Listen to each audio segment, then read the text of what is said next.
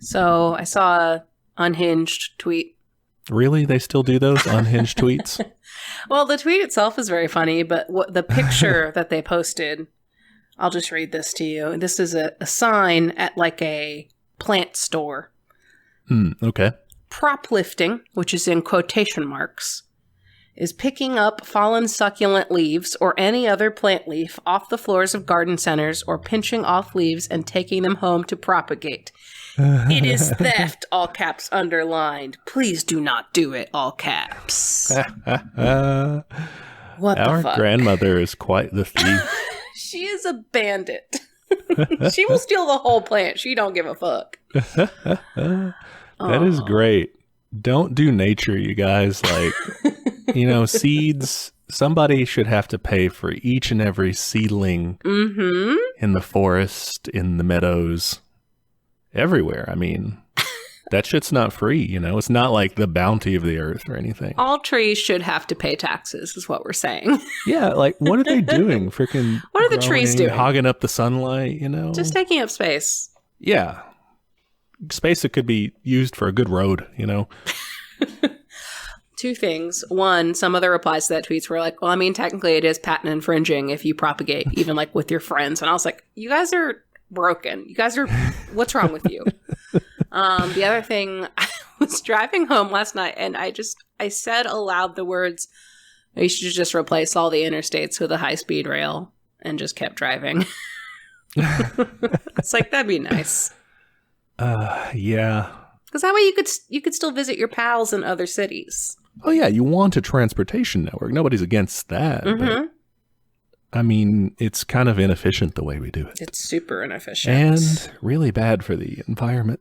And really bad for cities and all that. It's really bad in a lot of ways. Okay. Cities are designed for cars. They are.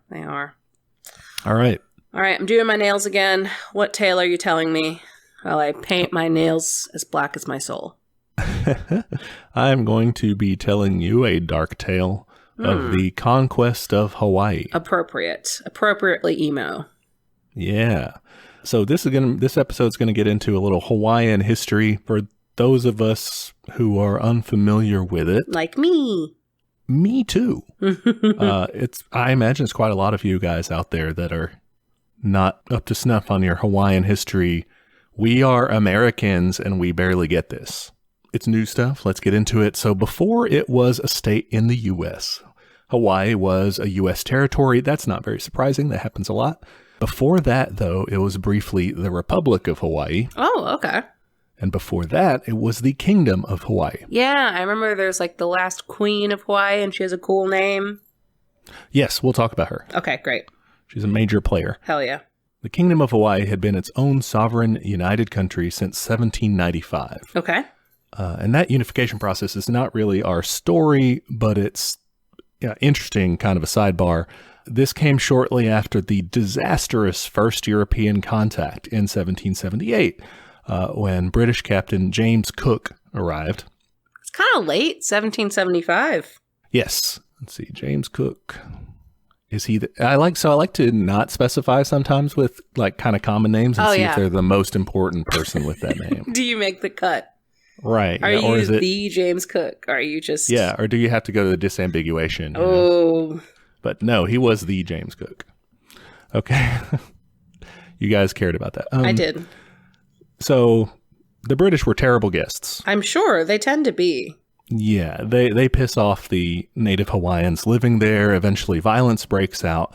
There's a big back and forth, and the Hawaiians killed James Cook. Great. I'm for. He was an asshole. It was disastrous, though, for the Hawaiians the whole episode because the Europeans spread disease all over the place. They are always doing that. Yeah, and this kills hundreds of thousands of Hawaiians over the course. It completely ravages their population. Fuck. Okay. So it's in that kind of apocalyptic setting that the islands of Hawaii are united by King Kamehameha the Great. That's a great name. He kind of goes on the warpath, unites all the islands like they were kind of independent, think like dukes and stuff, nobles. And then he kind of gets them all under his rule. with the help of some European advisors and their advanced weaponry. So yeah, it's not our main story, but it's kind of what leads to everything else unfolding the way it does. And it marks the beginning of the transition from ancient Hawaiian society, kind of very egalitarian, not 100%. There are still like nobles and stuff. I don't want to make that argument, but like there's less stratification. It's less exploitative. There's no private land ownership, things like that. Transition from that to a constitutional monarchy modeled off of European states and the introduction of a monetary trade-based economy. Yeah, I'm making a face now. Now that I think about it, I know I said the guy's name was cool, but he's a king. I don't usually like kings. We're gonna have interesting kind of dancing to different tunes for different, maybe monarchy is not always the worst thing sometimes. Oh, okay. Or maybe it's the lesser of two evils. We're going to be in different places sometimes, I think. All right, let's see. So we got another prequel story. So after that comes the arrival of Christian missionaries in Hawaii on a ship called the Thaddeus. And this is on March 30th, 1820. How does this one go? I'm going to guess also not great. It also has very long-term effects, and they're not good. Yeah. They had been sent from Boston by the American Board of Commissioners for Foreign Missions. So like, the dispatch office, I guess, for the missions. And they come with good intentions, right? They're trying to spread their faith. They're trying to, from their perspective, help people, but most of them carry with them the racist attitudes of their day. They see part of their mission not just of saving souls, but as like civilizing a backward people, saving people from ignorance and heathenry. Blech. Yeah. So the main reason we mention these guys is that they and their descendants especially get very wealthy and become kind of like the upper class of Hawaiian society. Oh, so they stick around. Yes. Yeah. Okay. They stick around, they start families, and those descendants of theirs kind of gradually move away from the whole missionary thing, some of them not so gradually even, and jump into the massive business side of things. Business interests like sandalwood trading, whaling, and then eventually the biggest dominant industry there, sugar plantations. Okay, yeah, because like Hawaii is a land that is rich in resources, and yeah, they want that. Yes, for sure. Alongside this wealth, in a symbiotic relationship with this wealth, is their rise in power. The missionaries cultivated relationships with the ruling class of Hawaii, including becoming advisors to the royal family. Okay, cool. Yeah. The old adage there is the missionaries came to do good and stayed to do well. Stayed to do business. Yeah. So they built up this generational wealth and power over the ensuing decades. And I mean, what's the cause of this, right? Why are they starting these sugar plantations, these extractive industries? They're not out to like, oh, I'm going to create some jobs for people or anything, right? They're not trying to build up the island's productive capacity so they can be self-sufficient and free or anything like that.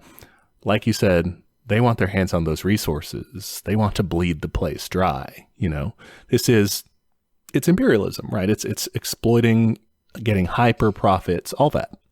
They probably view industrializing as also civilizing, Yes, very much so. They were aghast at this society that had so much, seemingly like unused. Like sloth about them because they were, had free time.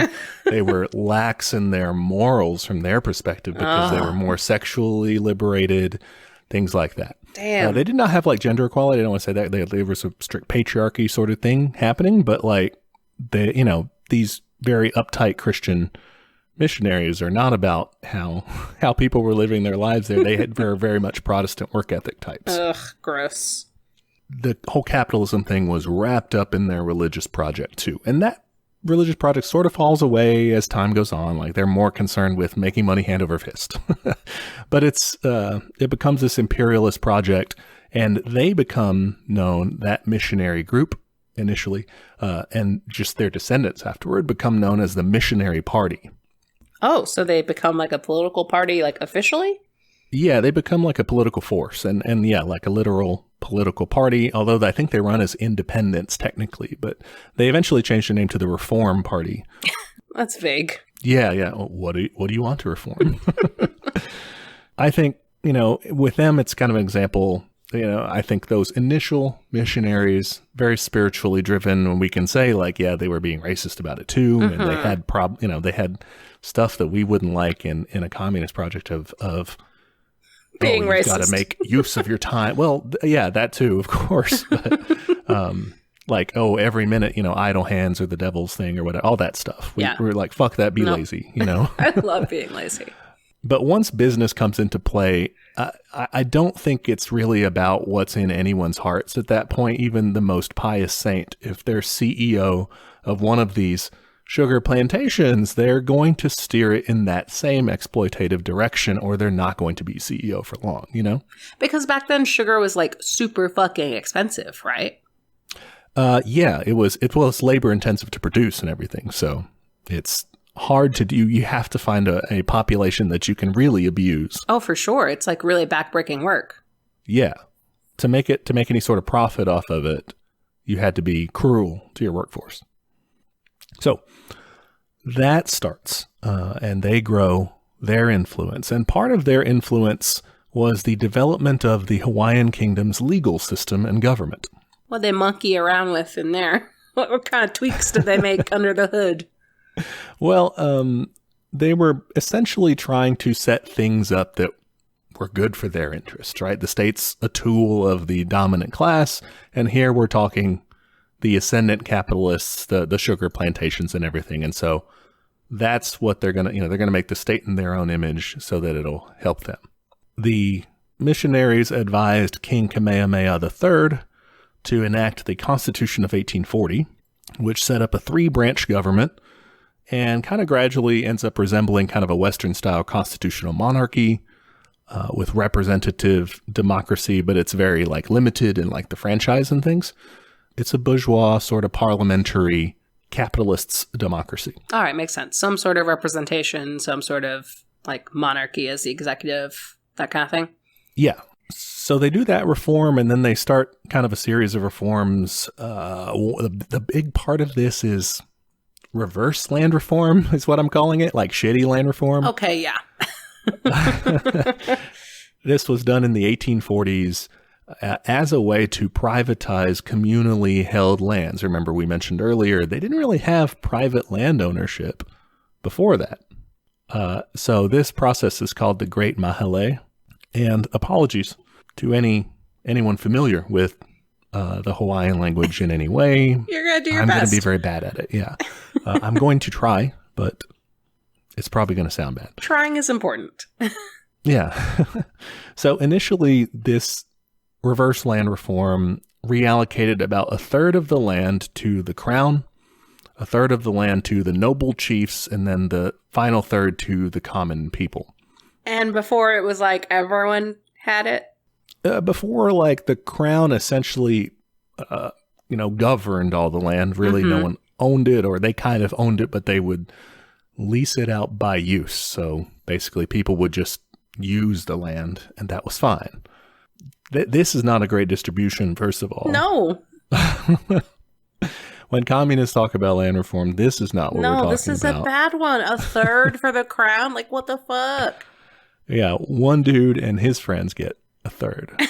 Then his his other 20 friends, his capos, get the other 1/3. Yeah, just like the number of people. Okay, this is another tweet. I'm sorry. I'm garbage Twitter. Just your tweet person today. Apparently, someone was talking about how like hermit crabs, when they find a shell that's too big, they wait until they find other hermit crabs, and they all decide who gets to live in what shell together. And they're like, crabs have better housing than we do. Yeah, they have like a big train of crabs have you ever seen that? They get like, in and out of the shells and like one right after the other. That's adorable. It was on some nature I want to say David Attenborough was the guy. It was that soothing Is British it just called voice. Earth, Planet Earth? Maybe. I just saw the clip. I don't remember where I saw that, but they can do allocation. Crabs know land reform. There we go. Crab land reform. We're on it. Okay, so that's the first step. But what was worse was that the common people had to petition the government to get to own land that they previously had lived on and worked on communally. Oh, fuck. This is like the Japanese occupation of Korea. They did the same thing. Yeah, and in this case, there was a deadline of 2 years to do so. But a lot of people didn't hear about the law or read about it or understand why they needed to do it.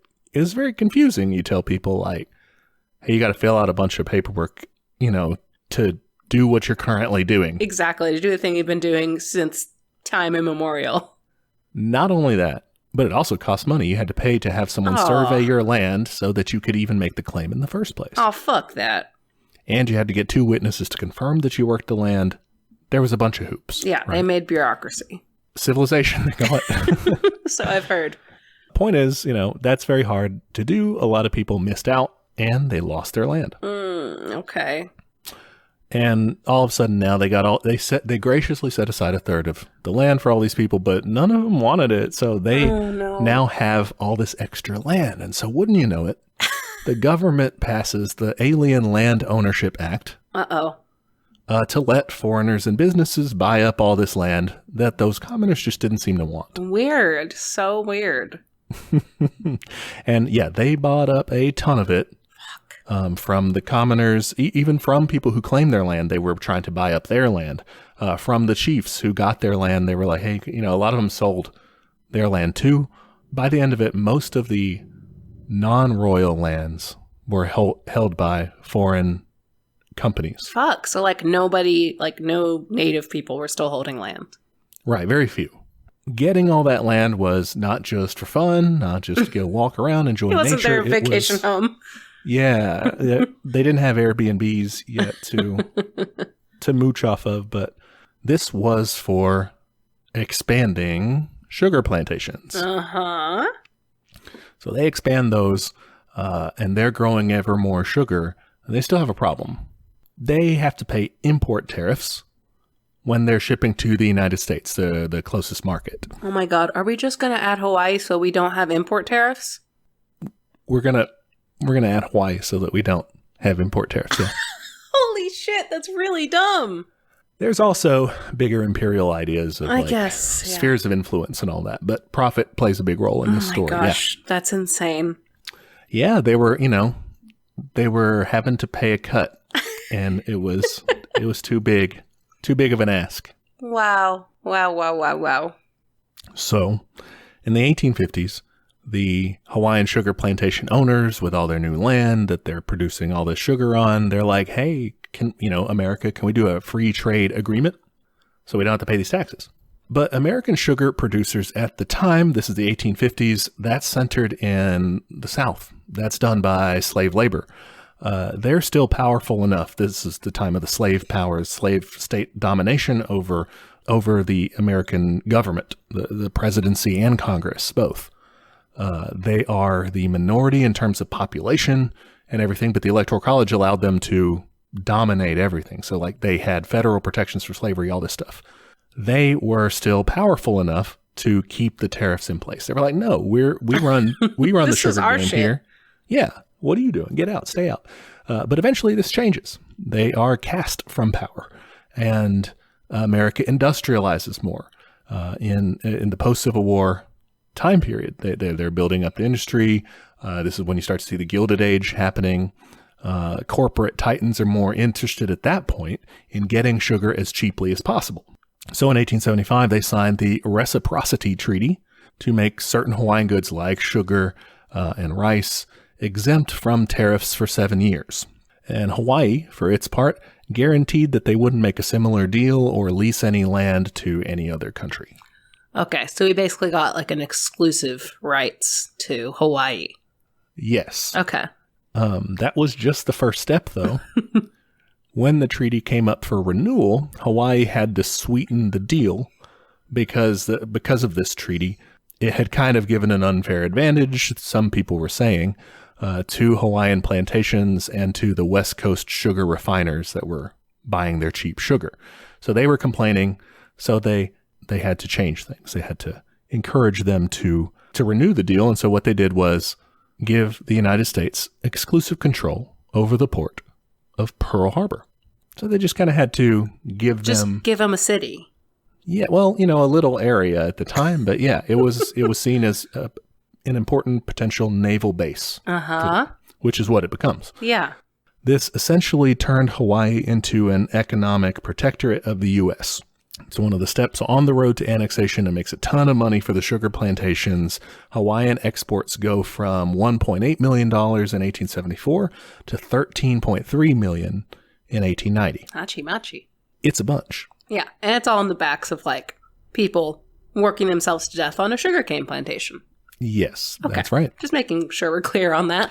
Yeah, this isn't hard, enterprising, hardworking, Americans or whatever. This isn't free money. Sweat of their brow. Yeah. It's exploitation. Mm-hmm. All right, now enter stage left one Walter M. Gibson. All right, what's this guy's deal? Well, he's either an Englishman or a Southerner. He told different people different things in the course of his life. So that's, first of all, the sort of guy we're dealing with. All right, so a scammer. Yes, definitely. All right, I want to look up a pic. What's his name? Gibson something? Walter M. Gibson. Okay. Let's see how scammy this guy looks. Adventurer is how Wikipedia describes him. That's how you know you led a life. That's how you know you definitely murdered indigenous people. If you're an explorer or an adventurer, it's like you did some shit. That's the best way we can put it. Yeah. He was a gun runner, for one thing. Yeah, it's an adventure. He'd been convicted of leading a rebellion and was put in prison. He escaped. Wait, where was the rebellion? That was in the East Indies. Okay. So maybe he was British. The Dutch put him in prison for that. He managed to escape. Then he made his way to Utah. Okay. Where he joined the LDS Church, and basically is sent by them on a mission to Hawaii. Start like a colony there, and he eventually gets excommunicated from their church for embezzlement. So anyway, Gibson, out of any other legitimate avenues of making a living, turns to the least honest option, politics. Oh, of course. You've already done gun running and embezzlement. The next move is combining the two by joining politics. Essentially, yes. So he makes a name for himself as the voice of Hawaiians and somehow gets elected to the Hawaiian House of Representatives. How's this white guy of mysterious origin the voice of Hawaiians? He tells people that. Tells them he's English or that he's Southern, whatever. Whatever they want to hear, man. Now he's the voice of Hawaiians. From there, he rose through the ranks and was eventually appointed to several government posts at once, actually becoming known in the press as the Minister of Everything. Okay, so definitely still scamming. These gotta be scamming. Oh, yeah. He was a good talker, but maybe not the best ideas guy. He had a way of selling you on it, but it wasn't a good idea. Okay. Like bad morally? Bad stupidly. He becomes the king's top advisor, and this is King Kalakaua. And he encourages him, hey man, you're the king, fuck it, act boldly, assert your power. And this, he kind of overextends himself this way. One example is he encourages King Kalakaua to form a Polynesian confederation with Hawaii at its head. So sort of like a union of nations. And so they start trying to put that together, a mini empire, kind of. Oh, who else would be in that? So these are places like Samoa, Tonga, Tuvalu, small islands out in Oceania. Gotcha. The thing was that was like a colonial playground at the time. So this kind of pissed off Germany, the UK. They're like, what the fuck? We're already out here. Yeah, this is our home. Well, not home at all, but We took this home. We took this from someone. You can't take it from us. Yeah. Colony lifting is a crime.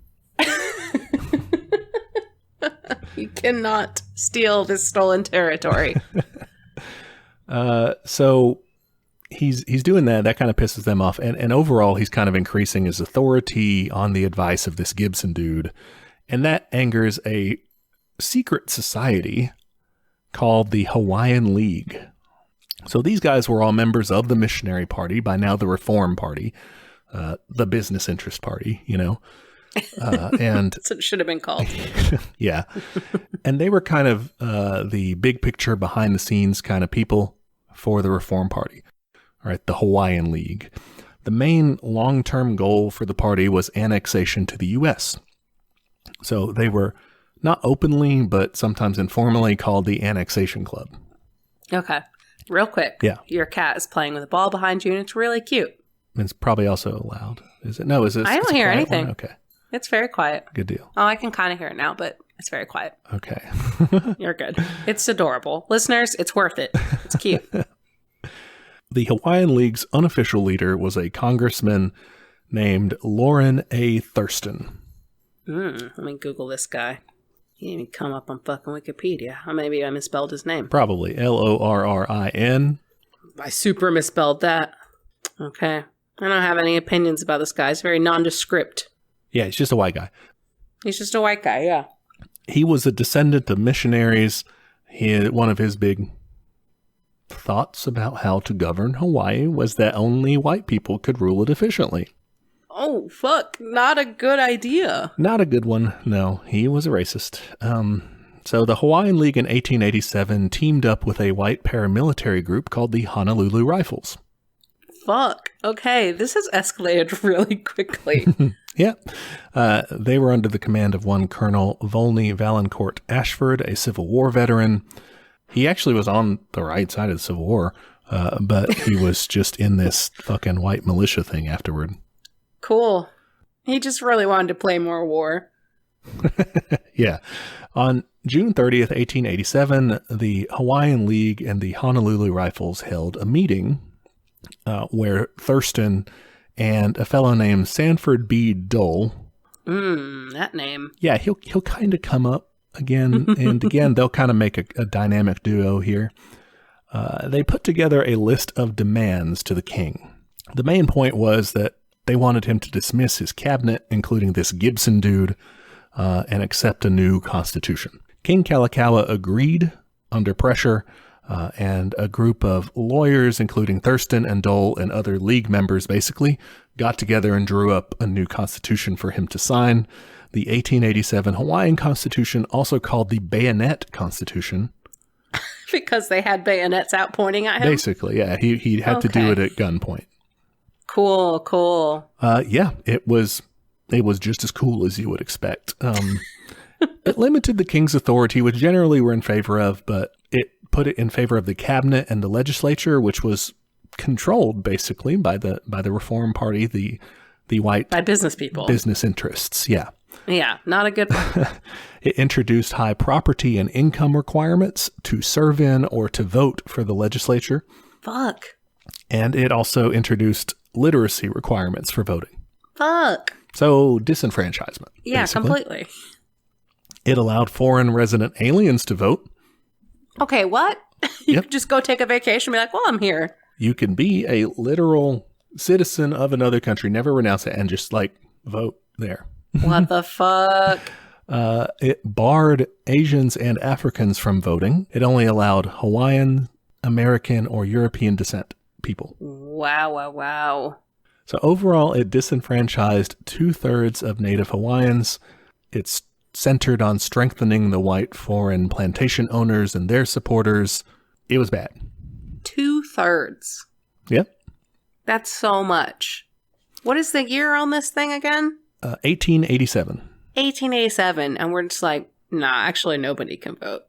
Yeah. Well, Hawaii was that way, but oh yeah, it is the American interests there. Mm-hmm. Basically, they could take control of the government that way. But the thing is, that really wasn't enough for them. Now it's time to take the next step, eventually.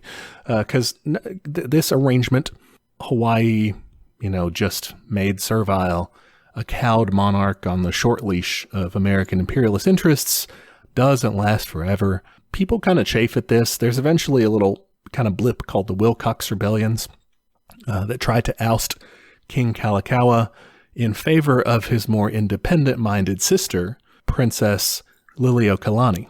Okay. But this fails. The king rules until his death in January 1891. And at that point, Queen Liliuokalani takes over. Is she the last queen?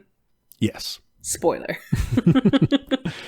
And like we said, she's more independent-minded. She kind of indicated this bayonet constitution is kind of bullshit. She says, we should fix this. And the legislature, of course, they say, fuck that. No. We're not going to fix it. We're not going to do anything, actually. She was proposing to remove the property requirements for voting, and they said, no, we like those. That's why we're here. I'm sure. We own all the properties, so actually that's kind of our thing. Yep. So in 1893, she worked with some Hawaiian nationalists, Joseph Nawahi, William Panohu White, and Samuel Nolaine, to draft a new constitution altogether. All right, so is this what you're talking about? Like, we might like this monarch? Yeah. That's pretty cool. She was trying to do better. I think had she gotten her way, you'd still run into some of, it still wouldn't be 100% democratic or enough for us. But yeah. In this conflict, she's going to be the one to cheer for. I mean, yeah, even just like the names she's picking, like she's working with other Native Hawaiians and not just like rich white people. Yes. So like sure. a good start. Mm-hmm. So the new constitution would fix the voting issue. It would bar Americans and Europeans from voting instead, and it would restore the authority of the monarchy, which, again, we're not really for generally, but so the plan, obviously, the American interests were like, hey, this fucking sucks. And so they feel like it's time to take action. And this is not only the American business interests, this is also the straight up American minister to Hawaii.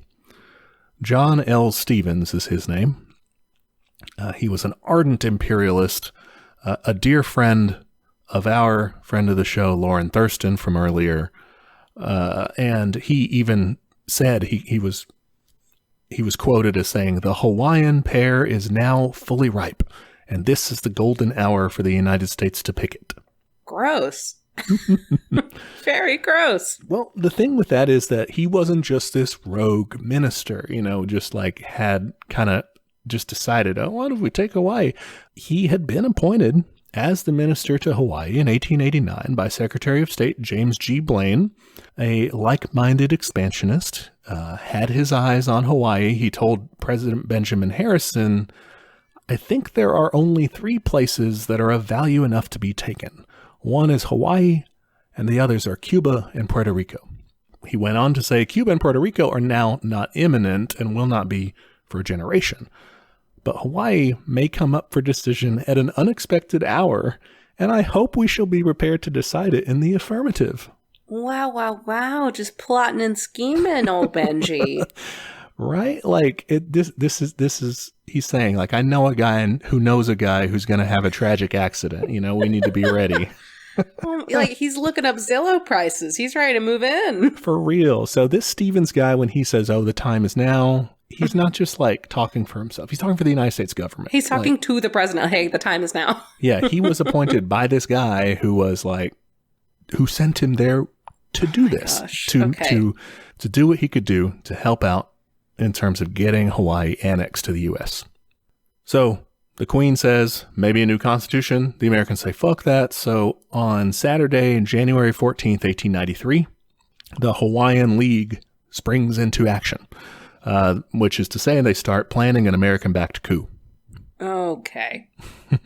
You knew it was coming to a coup eventually. Of course. It's our favorite thing. Baseball, apple pie, and coups. Lauren Thurston and the League, they get together and they assemble a committee of safety. I bet it's not actually about safety. No, it's not. They don't go around checking labor standards and stuff. There should be a guardrail here. Yeah. You didn't use your blinker. They install crosswalks. Really, this was actually just kind of a subset of the Hawaiian League annexation guys, almost like a name change, but like the core of the group that's going to carry out the coup. Okay, they gave everyone guns and called it safety. Its first motion at its first meeting was, the sense of this meeting is that the solution of the present situation is annexation to the United States. Okay, yeah, making it clear. Yep. So how are they going to carry this out? It was simple, by doing a coup. Okay, how are they going to do that? That's simple. They're going to convince the Queen's cabinet to depose her and support a provisional government that they set up that, as Thurston put it, was run by, quote, the intelligent part of the community, i.e. white people. We need to talk about these motherfuckers who come into somebody else's house, get everyone sick, you cough all over them, and you steal, then you kick them out of the house. Mm-hmm. And then, like, the one person who's left, now you're going to kick them out a few years later. What the fuck? Yeah, these guys are assholes. Oh my God. Imperialism, as we like to say, it sucks. It does. Agreed. Okay, well, they got to convince the Queen's cabinet of this. How are they going to do that? Easy. Let's use the American military. The U.S. Navy had a 3,000-ton cruiser called the USS Boston that just so happened to be anchored near Pearl Harbor. I was about to say, we did just give them a port. Yep. I know where they can park. Yeah, that turns out to be pretty fateful. The Boston is bristling with armaments. It's got a crew of around 200 sailors and Marines. All the coup boys have to do is convince that minister from earlier, the one that really wants to take over Hawaii. They just have to convince him to call those troops ashore, you know, to like keep order and protect American lives and property and all that stuff. And at that point, there's going to be no point in opposing the little provisional government they put together because they're backed up by the behemoth United States. That's like, the Queen's done at that point. If they can convince him to get those troops on board, then they win. What was the public perception of this war at the time? People were probably super horny for it in the United States, right? Well, the coup goes off really quickly. By the time they find out about it, we'll kind of get into the reaction, but it's actually divided. Okay. This is before we've kicked a lot of doors in, really. Okay, that's what I was thinking. I was comparing it to, like, how psyched everyone was about the Spanish-American War and the Philippines and shit like that. Yeah, and that has yet to come. But again, that's before we kicked doors in overseas, we should say. We've already done complete, annihilation of people, indigenous Americans. Mm-hmm. In the Mexican-American War, we've already done that. So the blood is only up to our wrists at this point, maybe, or up to our elbows. We're not all the way in. So the Queen at this point kind of realizes that her new constitution is causing a lot of problems, and maybe, there might be some violence if this happens. So she announced that she would postpone issuing the new constitution for a while. She doesn't really say, specify. It's like maybe a few days, maybe sometime vaguely in the future, depends on how you translate it, but not yet. But the yet really bothers the Committee of Safety people. Yeah. And they also kind of feel pot committed at this point. They're like, now's the time to act. We got to do this. We already kind of started. We got the guns. Let's go. Yeah. So that night, two of them, Thurston and a guy named William Smith, went to visit that Minister Stevens, to get him to confirm that he was on board. I mean, he'd been talking about it, but they're like, hey, for real, we're going to do this. And he says, yeah, I'm in. I've got your back. Sure. Yeah. When you need troops, call me. We'll send them in. When you set up your government, call me. I'll recognize it. Don't worry. Insane. I mean, this guy's job is to do diplomacy with the country that he's plotting this coup against. Yes. What the fuck? Wild. But it's not just a guy being bad at his job, because he also knows that his secret mission is from his own government to do this. Mm-hmm, mm-hmm. It's not a bug, it's a feature. Yeah, it's crazy. I was just thinking, how many other ambassadors have also done that? Probably a lot of them. Oh yeah. So the next day, Sunday, January 15th, it's a little bit slow coup-wise. It's a Sunday. You got to sleep in. Yeah. Thurston does not sleep in. Early in the morning, he goes to try to convince some of the cabinet members again, hey, why don't y'all join our coup, And they're like, we'll think about it. And he's like, well, fucking don't tell people in the meantime. Like, I was expecting you to say yes, but like, fine, think about it. Yeah, that's really awkward. Don't tell anybody. Keep it under wraps. And they immediately go tell about it. Fuck yeah. But this tips their hand. They had kind of already heard maybe there was a coup in the offing, but now they know for sure. The Committee of Safety.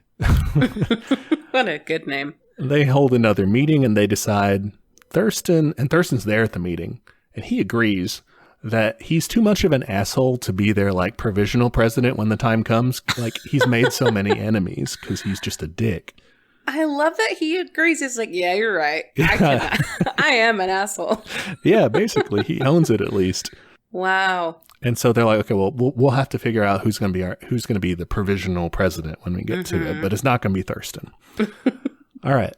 So the next day, Monday, January 16th, the committee meets early that morning to plan a mass rally that afternoon. They're going to denounce the Queen and all this stuff, right? The Queen's chief of police, a guy named Charles Wilson, not Charlie Wilson. Not Charlie Wilson of Tom Hanks fame. Yeah. He shows up to the meeting, like, while it's going on, he shows up and is not beating on the door, and he's like, what the fuck are y'all doing here? You know, you need to stop plotting this coup. But he basically scolds them. Yeah. He's like, you better stop it. And they're like, fuck you. No, we're not. We're not going to stop it. We're going to do what we're going to do. Who are you to stop us? You know, and he like leaves and says, well, you know, I'm warning you. What the fuck? Just shoot him or something. I don't know. Well, he goes back to the Queen and the cabinet and says, hey, like, you guys are right. They're doing a coup. They're planning it right now. Our just only walked chance. in on their planning. Yeah. And he says, our only chance at preventing it is to arrest them all. The cabinet was scared. They said, what, if we do that, won't that, you know, provoke the U.S.? Aren't they going to attack us if we do that? Let's not.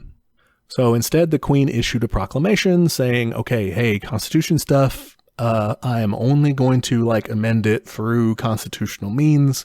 I'm not going to do a new constitution. We'll do this all by the book. Maybe that will calm people down. She pulls a West Wing. Yes. Yeah. She's going to be the smartest person in the room.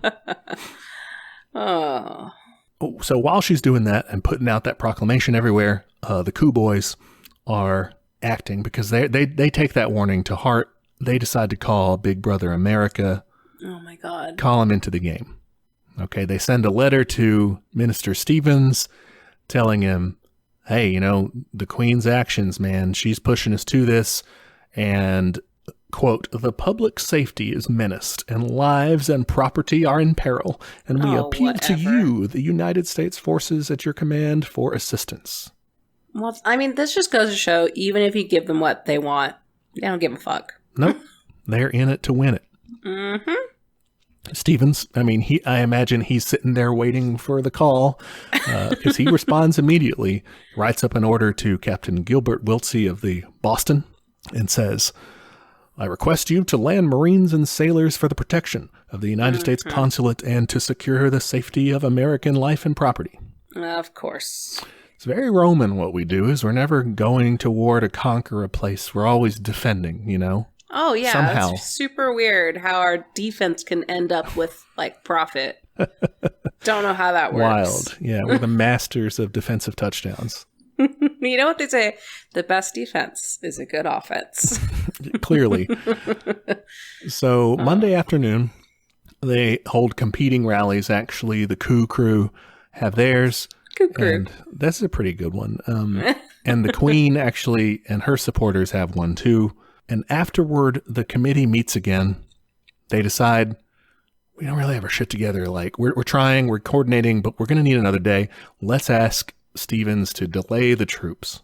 Because it's like we're running out of time, you know? And this is at like 4:00 that they're meeting. Wow. Okay. And they go to talk to him to ask him to delay the troops. And he just laughs. He's like, no, dude, like they're coming in an hour. Like, get ready.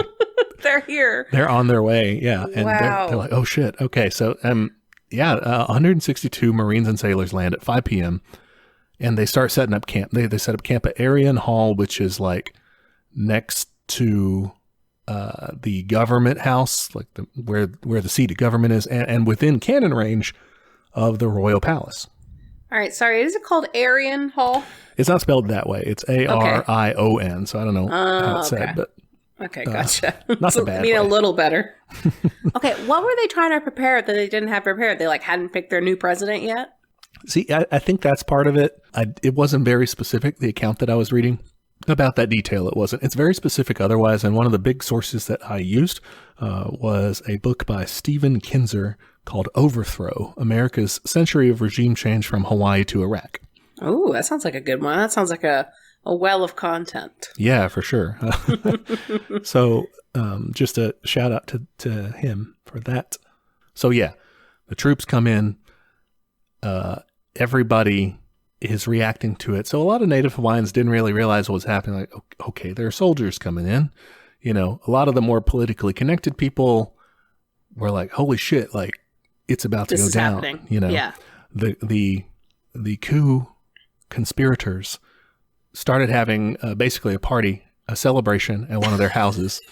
They hadn't even done it yet. Well, yeah, there's only one step left though now is just to announce that you're doing the coup. I guess that's true. From their point of view, it's like all but one. And at that meeting is when they pick Sanford Dole to be their provisional president for when they announce. Ooh, okay. Yeah. Sanford Dole was the grandson of missionaries. He was actually a justice on the Hawaiian Supreme Court. And he was a cousin of James Dole, who later, with Sanford's help, would found the Hawaiian Pineapple Company. Yep. That would later be acquired by another missionary-founded sugar plantation behemoth, Castle and Cook, to form Dole Food Company. Okay. That's where you get Dole from. That's what I was wondering. Yeah, Dole stays a dominant figure in Hawaii for some time after this point. So they decide Dole's going to be the guy. The next day, Tuesday, January 17th, this is the day that they're going to carry it out. Starts out kind of ominous. One guy gets shot. Yeah, that's a bad start. It's been bloodless till now, but this guy gets wounded. He's a cop. He's trying to stop one of the conspirators, a guy named John Good, who was transporting a cache of weapons. He tries to pull him over. Basically, the guy's like, blam, and drives off. Jesus. Okay. That's really the only documented bloodshed of the thing. Maybe there was other stuff. Really? Yeah. The Queen was still trying to stave off the coup. She sent her cabinet to go tell Minister Stevens that, like, hey, yo, we're the legitimate government. What are you doing? Yeah. Stevens basically told them, like, fuck off. Don't attack our troops unless you want to die. Like, wow. Don't mess with us. Cool friends. But he still hasn't admitted, like, I sent the troops. He's just saying, I don't care. Like, don't talk to me. Don't do anything crazy, Wow. And so at 2:00, the coup boys go down to the government house and they make their declaration. Bye-bye kingdom. Hello provisional government. Mm-hmm. Me and the boys starting a coup. They even let slip its purpose, saying the new government was, quote, to exist until terms of union with the United States of America have been negotiated and agreed upon. Wow. Okay. Yeah. They are just letting it all out. Here's what we're trying to do, you guys. Yeah. Meanwhile, the cabinet, this is a pretty sad little side story, or it's part of the central action, I guess. The Queen's cabinet was writing out a request to Minister Stevens, of all people, begging him for U.S. aid in fending off the coup. That's insane. You're asking for help from the person that's taking over you secretly. That's really fucking sad. And they were just like, please help us from, there's all these troops and there's these coup guys and we could really use your help. But like, where did they think the troops were from? I mean, they thought that the troops maybe were just there to be neutral, to like, because the troops hadn't done anything yet. Yeah. He replies only a couple hours later, 4 p.m., he replies by recognizing the provisional government as the de facto government. And so then they're like, oh, fuck, like, we're done. The troops are not here to be neutral. They're there to back those guys up. No shit. Oh, my God. That's so sad. Yeah. They realize there's no hope. Surrender is the only way out. They go to the Queen. They spell it out. Hey, we lost. Yeah. And the Queen writes out her statement very carefully. It's kind of bitter and everything. She says, the whole coup an invasion. All that stuff was bullshit. It was unfair.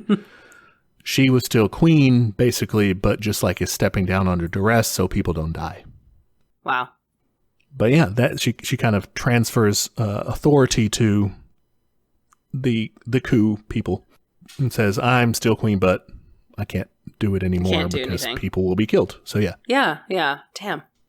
Yep. And so the provisional government took power. And they immediately apply for annexation to the U.S. They already had it written up in their pocket. Like, here you go. Right. They just pull it out. Here you go. Hand it to Stevens. And he's like, thanks. So they negotiate a treaty. This happens really quickly. It has to get through the Senate, which it does not do in time. So March 1893 is when you get a new president. Instead of Benjamin Harrison, who wanted to annex Hawaii, you get Grover Cleveland, who did not. Oh, okay. Grover. And Grover Cleveland, this guy has a lot of other flaws. Like he was the guy who was president during the Pullman strike, so he's like, I remember now. Using the government against them. That's not good. Yeah, that's really not good. But as far as Hawaii went, he was kind of against expansion in general, which is weird for a president. Super weird. So he withdrew the treaty. It was about to go through the Senate or whatever, and he just said, nope, we're taking that out. And he orders an investigation into the coup. Oh, okay, Grover. I was picturing, so what does Grover's mom sound like? Like, Lenny. Yeah, Lenny's mom. Lenny. It can't be the same mom, It can't, that's just my default mom voice, I think. All right. They all have the same mom. Yeah. The history mom. History mom, okay. Oh, Grover. I didn't like what you did with the strike, but, good on you for this one. All right, so that investigation was led by ex-congressman, ex-Confederate officer, and ex-slave owner, James Henderson Blunt of Georgia. Okay. Cool resume so far. Yeah, it's not exactly a stellar record. I don't super trust this guy to have a sense of fairness or morality or anything. Right? His investigation produces the Blunt Report. I love these Blunt reports. Well, I don't really know if this is how you pronounce his name, but there's like a football player with the last name of Blunt. I think it's James Blunt also, but it's Blount and it's pronounced Blunt. I don't know if that's always how you say that name, but I don't know. But I was just trying to make a weed joke, and I didn't really get all the way there. I tried. So this investigation conducted interviews, went through letters, affidavits, all these documents. Exciting government investigation stuff. Right? Yes. And the final report, we said, oh man, this guy, how can you trust him? The final report was actually scathing. It denounced Minister Stevens for improperly backing the rebels.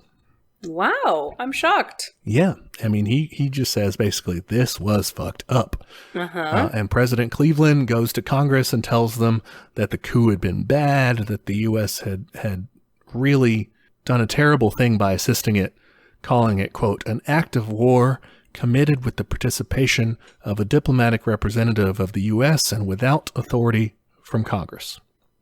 Damn. Okay. Yeah. He also said, but for the lawless occupation of Honolulu under false pretexts by the United States forces, the Queen and her government would never have yielded. It's true. We really did all of that.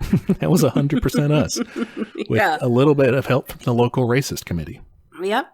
But based on this, he ordered Hawaiian President Sanford Dole to dissolve the provisional government and reinstate the Queen. And Dole just replies back, yeah, fuck that, I ain't doing that. Yeah, I figured. So that was the Blunt Report. The U.S. Senate thought, this is going a little bit too far. So they order their own investigation. Oh, no.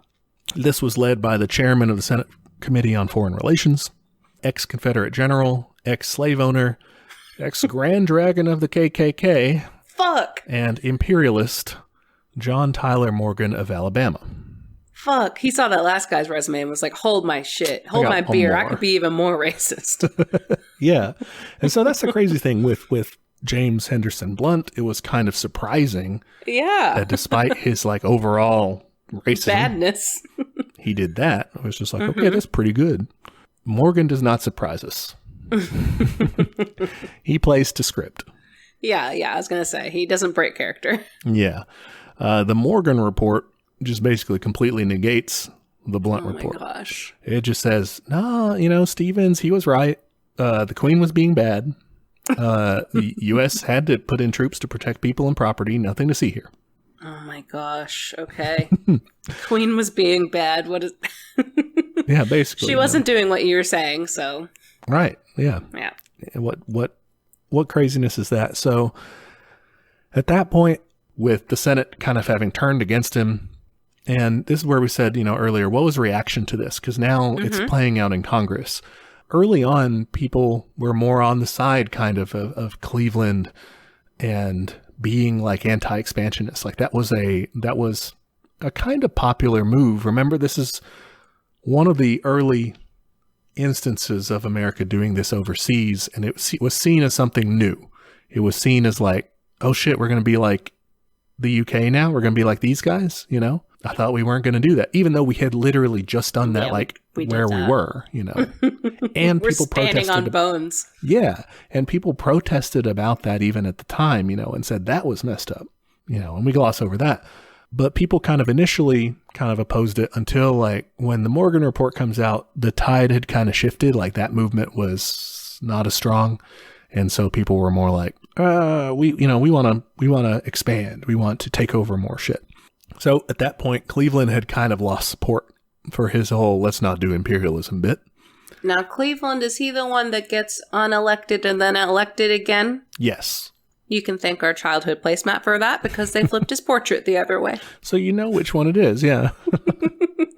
So he lost support for that. He abandons his efforts to get the Queen reinstated, and the provisional government at that point graduates to being the Republic of Hawaii on July 4th, 1894.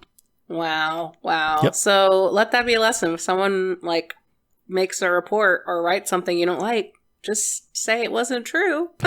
It'll be fine. Make another report and say the opposite. And yeah, so the U.S. quickly recognized its independence. He did have a brief little outbreak of violence in 1895 in the Wilcox Rebellion, which was a 4-day monarchist uprising. It was pretty quickly defeated because the Hawaiian Republic under Dole had just spent all its time arming itself. So okay. They were ready for it. I mean, they're running a minority government there. Yeah, they got to be armed. Yeah. And so after that, the Queen abdicated formally and was placed under house arrest. Oh, bummer. In 1897, President Cleveland leaves the scene to be replaced by William McKinley. Oh, that guy. That's who's in the middle. No. This was Cleveland's second term. Oh, okay. Benjamin Harrison was the guy that was in the middle. Oh, that's right. No worries. William McKinley, super big time imperialist. That guy sucked. Yeah, he was an asshole. Yeah, someone tried to kill him, and it's kind of cool. Sorry, Dan and Dave. They're like, is that actionable? Yeah, right. And that was about the past. You can't get me. I can say whatever I want about the past. Yeah, John Brown was good. What are you going to do about it? So he wants, obviously, to take Hawaii. So in 1897, he signs a treaty to annex the Republic of Hawaii. But again, they got to go through the Senate, and the Senate rejected it because it's really hard to get it through the Senate. You need 2/3 approval. Well, the next year, April 1898, the Spanish-American War breaks out, is ginned up by the American press. Yeah, I was about to ask. I was like, I feel like that's coming. I want to say McKinley was in that, and sure enough. Yep. Hawaii declared neutrality, but they actually helped the United States out a lot. They were like an advanced base of operations against Spanish possessions in the Pacific. And now the Senate and Congress, they're like, Hawaii is pretty useful. We would kind of like that. Oh my gosh. Hey, can you give me the 5-second dummy version of what the Spanish-American War was about? I just know it was imperialism, but what's the headline? It's essentially the kind of conquest of various Spanish territories. It initially started because there was an independence movement in Cuba against Spain, And Spain was like, being dicks to them. And there was kind of agitation about like, oh, should we help them? Maybe not. But then like the USS Maine blew up in Havana. It was probably an accident. But they said, no, there was definitely an attack. Spain attacked us. We got to go to war. And so we declare war. And instead of just saying, hey, let's make sure that all these places, get their independence or whatever, we just kind of conquered took over them. Yeah, okay. Cuba got to be its own independent thing with our domination of it still. But like the Philippines were conquered, Guam, Puerto Rico. So it was just an opportunity to just kind of land grab. Yeah, you start out with the independence war and you end up conquered. That sucks. Yep. America is the friend you do not invite to a party. They will kick you out of your house. Yes, they suck. They don't have to, but I mean, historically, not great. It's a bad idea. Do not be friends. So Congress changes its tune. Right, Hawaii seems very useful now. So on July 4th, 1898, Congress passed the Newlands Resolution, which was a joint resolution to annex Hawaii. Cute. Do you think they did it on July 4th, like on purpose? I think so, yeah. Cute. Joint resolutions are different from treaties because you only need a majority support. You don't have to get to the 2/3, so it's easier to do. It's a side note, this is how Congress annexed Texas, too. It was a joint resolution instead of a treaty. Is there any difference besides that? No, it legally does the same thing. So why wouldn't everyone do joint resolutions? I guess if we were going to annex more places, we probably would, because it's easier, Yeah. Anyway, August 12th, 1898 is when Hawaii officially becomes a U.S. territory with our good friend Sanford Dole as its governor. Great. So does he do some quote-unquote cool shit? Sanford Dole, I mean, no, he's not great. The whole situation there is not great. I'm sure. That's why cool is in quotes. The aftermath here, so Hawaii remains a territory for 60 years. Wow, it's a long time. Yeah, it's because kind of it was convenient to the sugar plantation owners, the industrial titans who control it, because they can still get the trade benefits of being part of the U.S., but they can easily import cheap foreign labor. Yeah, and they don't have to give anyone rights, probably. Yeah, well, it's more limited. I mean, they still have some, but it's easier to get around. They can't vote, right?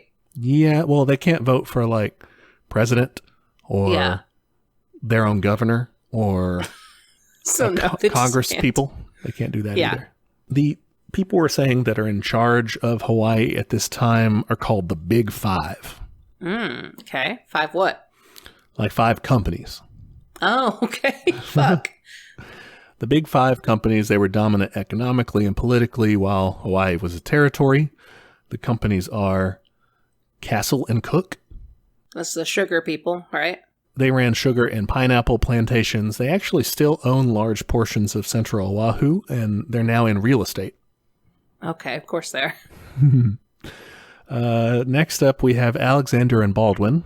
What they do, they did sugar plantations and refineries. They are now in real estate, land operations, materials, and construction. They're now the 5th largest private landowner in Hawaii. Oh my gosh. Next up, we have American Factors, also called AmFac, which they ran sugar plantations and department stores. And departments, okay. Different. What did they do? They declared bankruptcy in 2002 and became Kanapali Land LLC, a land development company. They own about 5,000 acres in West Maui. Next up, we have Theo H. Davies and Company. They were sugar plantations and trading. They're no longer around. They were sold off to management at some point. Tragic. Pour one out for Theo H. Davies and Company. R.I.P. And last up, you have C. Brewer and Company. They were in sugar plantation? Sugar plantations. Yep. They kept it simple. They only did sugar plantations. Just one. Focus on our core competency. Yeah, I'm sure they did other things too, but that was their main bag. And they also not around. They dissolved in 2006. Okay. That's still insane that 3 out of 5 of these horrible exploitative places are still just owning large swaths of land in a place where, like, if I'm not mistaken, indigenous people still have issues with land ownership. Is that correct? Oh, yes. Yeah. Yes, so definitely. not great. Not great. Definitely. So strange how they were all sugar plantation companies, Weird. But they ran the place like their own fiefdom, basically, until 1959, when Hawaii was made a state, the 50th state, in the Hawaii Admission Act. So, kind of a little bit of a coda to all this. In 1993, Congress passed a joint resolution, there that thing is again, called the Apology Resolution. Okay, I'm shocked that this happened. Was it like, I'm sorry that you felt like we took over your state? A non-apology statement? Yes, exactly. That's pretty good. No, so this one had to wait until after George H.W. Bush, because he famously said he would never apologize for America. Oh, that's right. But this was, in 1993, it was sponsored by Democratic Senators Daniel Akaka and Daniel Inouye of Hawaii. Yeah. And in it, Congress, I'll just read you the quote. Tell me. Acknowledges that the overthrow of the Kingdom of Hawaii occurred with the active participation of agents and citizens of the United States, and further acknowledges that the native Hawaiian people never directly relinquished to the U.S. their claims to their inherent sovereignty as a people over their national lands, either through the Kingdom of Hawaii or through a plebiscite or referendum. Okay, how can you just admit that and then just keep going? Anyway, they're a state now. Anyway, everything's fine. I guess they apologize for it, like, sorry, that was bad. That should be printed, like, on every ticket to flights to Hawaii or something. Just like, by the way. Just like on the bottom. Yeah, by the way, we're sorry. Insane. Yeah, but that's the story of the conquest of Hawaii. Wow. Wow. Is it discussion time?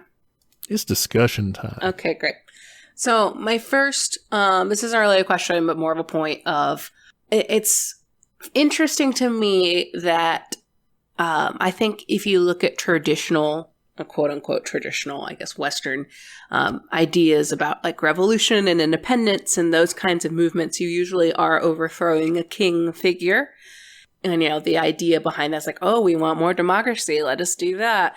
And this one was like, I'm sure some people tried to sell it like that, of like, oh, we're overthrowing this tyrant, Oh, yeah. When they were doing their mass rally and everything and trying to pump up the people about, we got to overthrow the queen, they very much couched it in those terms. Thurston at the rally said, I say, gentlemen, that now and here is a time to act. Has the tropical sun cooled and thinned our blood, or have we flowed in our veins the warm, rich blood which makes men love liberty and die for it? Okay. Yeah, they were all about it. Someone else were talking about to secure the permanent maintenance of law and order and the protection of life, liberty, and property in Hawaii. Property, especially property, mostly property. They underlined that one like 3 times. Bold, size 72 font. Okay, because to me, this one is like mask off democracy, like bourgeois democracy. It's like, no, this one's just about business, y'all. Yeah, it is. And they claim, it's these universal principles, but I think I think you're right to make the connection between the ideas, because it's, you see what those ideas in capitalist hands, what they're used to do, what they're used to advance. Like, they're not necessarily bad. Like, sure, I want people to have, liberty in life, and I don't care if they have property, but they're bad when wielded by the state or by capitalist interests. Exactly. Yeah. So Hawaii has been in the news a lot lately about their water shortages and issue with oil and stuff. I'm not super well versed on it, but from what I've gathered about it, it seems like this is all just colonization coming home to roost, this again, all of this was because Hawaii is a very resource rich land, and we're still exploiting it today by treating it like a fucking tourist destination, and where people who actually live there can't afford to live there. Yeah. Imperialism, colonialism. Still here, y'all. They have a really long shadow. Yeah, and I mean, it's still actively being carried out, but even the places where it's nominally transitioned to self-government or what have you, it still has this long-lasting effects, these generational wounds. Yeah, definitely. Yeah, I don't know. It just makes me think about that, of how, I mean, it cannot have been good for the people to have been exploited under sugar plantations for that long. And I'm sure there's probably still sugar plantations there, right?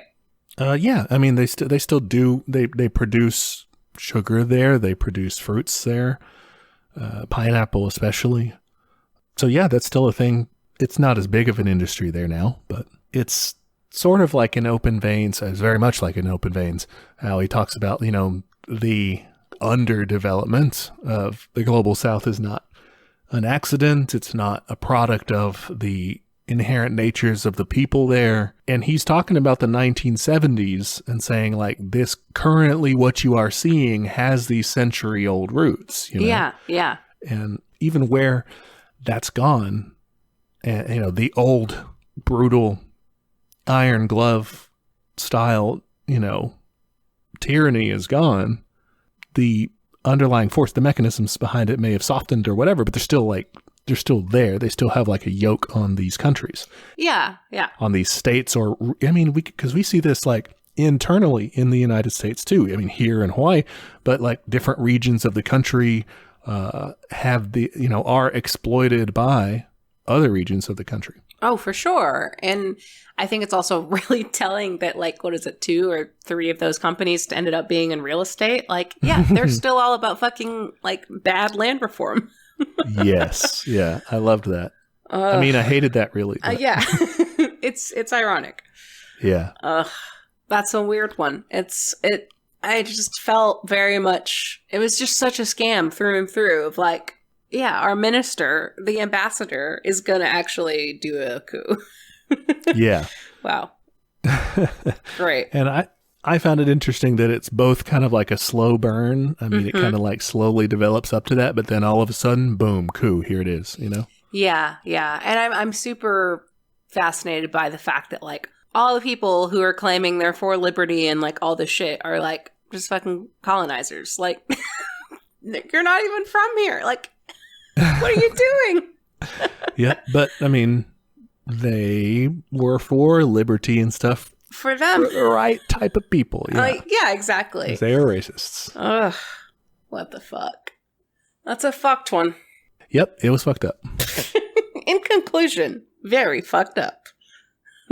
That's our review. Yeah. At least it wasn't super bloody. Like, yeah, I did appreciate that. Yeah. One guy, and he was fine. Like I said, I saw some account that was saying that that the Queen at some point was holding meetings, during the coup and everything, and was talking to somebody, like consoling her because I think some relative of hers had been killed in some violence. But I wasn't able to find like what happened, if this was a one-off thing or if there was more instances of that. But I'd be curious about that for sure, because it's strange not to have anything happen. It is strange. I was kind of waiting for it, like, all right, when's it popping off? And then it kind of just happened. Yeah, well, they got a lot of the killing done early with the disease. Yeah, they really knocked it out. They did the pre-work. Jesus. I will say it's a pattern. Like, this is an interesting story to study. But this whole we got to go in and defend, Americans in some far off part of the world. That's not something that goes away with Hawaii. No, definitely not. Yeah, the language around it is very similar. And again, the idea of like, oh yeah, we're totally doing this for Americans. And then we get there and we're like, actually, this is like really convenient for us. I think we're just going to stay here. Like, that's, and then also the fact that the connection to the Spanish-American War, like, that's very on point as well. Like, it's all imperialism and it's all bad once again. Yeah, definitely a pattern. Yeah, I want to know more about that book you were checking out. That sounds good. Yeah, it's a good one. I'm sure you can find it where you find books. Quality books. Okay. Well, thank you for researching. Anytime, or I should say once a week. Once a week, yeah. Or less. I just show up at your house one night with a mic like, tell me a story. No. I'm not ready. What are we doing next week? Next week, we're going to do a little bio episode, and we're going to learn about Julius Nyerere. All right, what's this guy's deal? He was the first president of Tanzania. Cool. He was an anti-colonialist, campaigning for independence from the British Empire, and then, comes to power and does a lot of big changes in Tanzania in the communist socialist direction. So we're going to learn about an independence movement that doesn't suck. Yes, yeah. We need a little palate cleanser. For sure. And obviously there's going to be controversies, I'm sure. I'm sure. I'm sure he has a controversies tab, does he? Maybe. Yeah, he's got some things in here. Okay. It's not called controversy, but he has like reception and legacy, which I feel like is another way to say. That's a nice way to say it. Yeah. That's when you have a mixed record. Yeah. All right. Well, I'm looking forward to it. I know nothing about it, so head empty, should be ready for knowledge. All right. I'm going to go eat a big bowl of cereal because I'm an adult. There you go. Enjoy. Thank you. Have a good evening. And listeners, have a good week. Yeah, for sure. See y'all later. Bye. Bye. Hey there, comrades. Just jumping in to remind you of all of our social media. We are on Twitter at teachcommunism, Instagram at teachmecommunism. You can shoot us an email. That's teachmecommunism@gmail.com. Any of those places are good to send us an episode suggestion or a question, anything you think would be useful feedback for us, or just your admiration. If you want to admire us in a public manner, and you should, you can go to Apple Podcasts to give us a review. It is the best way to help people find the show. Love when people rate and review us. Please do both. We are also on YouTube, if that's how you prefer to listen to podcasts, or if you know someone that's the only way they'll listen to podcasts, send them to our page. And we have a Patreon. For $5 a month, you get access to our notes for each week's episode, including the backlog of notes, which is a very handy resource for up-and-coming commies. And at the end of the year, all of the funds from Patreon will be given to local mutual aid in the DFW area. So, ain't going to line our pockets. Finally, we have merch. Check us out at TeePublic. You can find shirts and I believe also stickers and magnets and all kinds of fun stuff with catchphrases from the show or episode art, stuff like that. The link to that store is in the show notes, so check that out. Okay, that's all the internet. Join us next time for another episode of Teach Me Communism, where the class struggle is always in session. Bye, y'all.